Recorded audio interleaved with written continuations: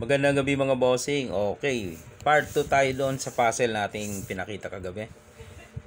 Okay, sa part 1, nakita natin unang sulong ang puti.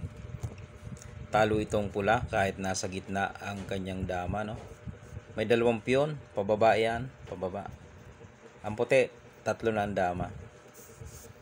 Sa part 1, pinakita natin, pag sulong natin dito, yan ang key move.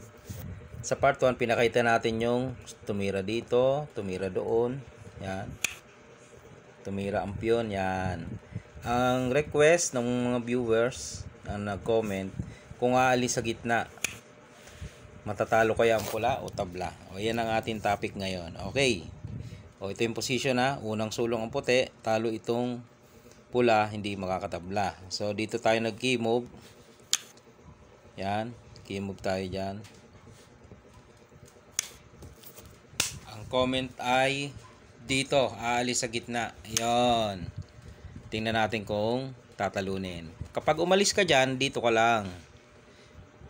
Pepesto ka dyan dito. Pesto. Ano susulong niya? Pwede ang dama, pwede ang piyon, no? So, bawal siya dito. Aangat, bawal. Kasi titirahan ng ganyan. Okay. Pwede siya sa dulo o kaya yung piyon ang itira niya. Halimbawa, paano kapag piyon ang tinira? Kitang kita yan. Pag piyon ang tinira, gaganyan lang, oh. Pakain. Talo yan, di ba? Ayun. So balik natin. Kaya ang mititira niya dyan, itong dama sa dulo. Yan. Gagawin mo naman, dito ka. Oh, yan. Diyan pwedeng itira niya ang dama, pwede ang piyon, pwedeng mag-sacrifice na siya ng maaga. Okay, isa-isa natin. Kapag piyon ang tinira niya, talo na agad. Pakain mo lang, pakain. Ayun na, huli na. Di ba? Yun. Okay, so malamang hindi piyon. Dama ititira niya. Bawal siyang umangat. Yung sinasabi ko, bawal umangat. Kasi may pakain, yan. So, dulo lang siya, dulo. Okay. Kaso, paglagay niya sa dulo, cornerin na siya dito. Di ba talo din kahit umalis sa gitna? Corner na yan Ba, sumulong ang piyon, di papakain lang. Corner. Yun yung umalis sa gitna, di ba? Di ba? Yan tumira dito, umalis sa gitna. Pumesto, di ba? Pag ito sinulong mo, talo, ayan, pakain. Kaya ititira mo yung dama mo, kaso isusulungan ka dito.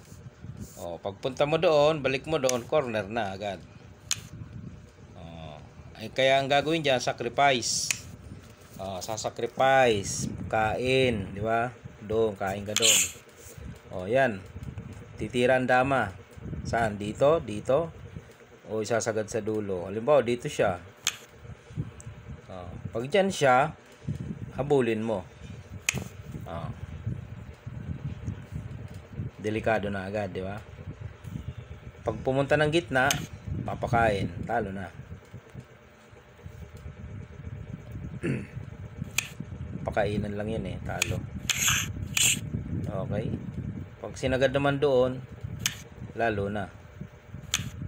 Di ba? Mabilis ang talo. Paano isagad niya doon sa dulo? Dito ka sa gitna, kunin mo na ang gitna. Yan, para hindi siya makapunta ng gitna. Inunahan mo na So, ano susulong niya? Babalik kaya o dito lang? Bawal siya dito. Ayan, papakain. Pwede siyang bumalik o di kaya dito. Kapag dyan siya, dito lang.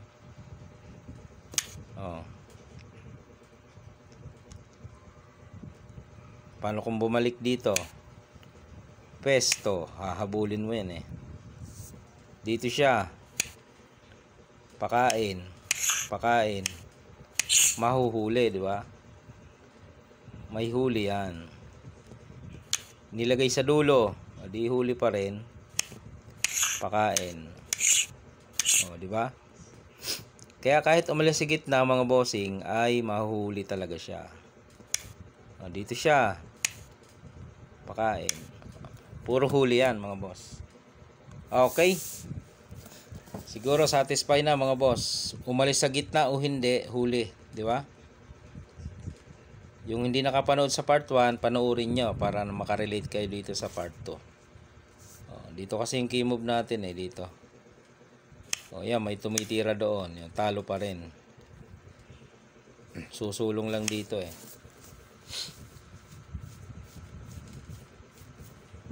Pag umalis, talo na. Iipitin mo lang to Wala na yung kawala. Pag sumulong dito, dito lang. Pag ilag,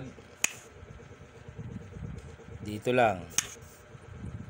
Pag alis ng dama, papakain, atras ng konti, corner ng dama. Ayun. Iyan yung nasa part 1. Panoorin nyo. Then ito yung part 2. Ano nyo na lang, pagdugsong-dugsong. Alright? Yan na yung sagot doon sa nag-comment.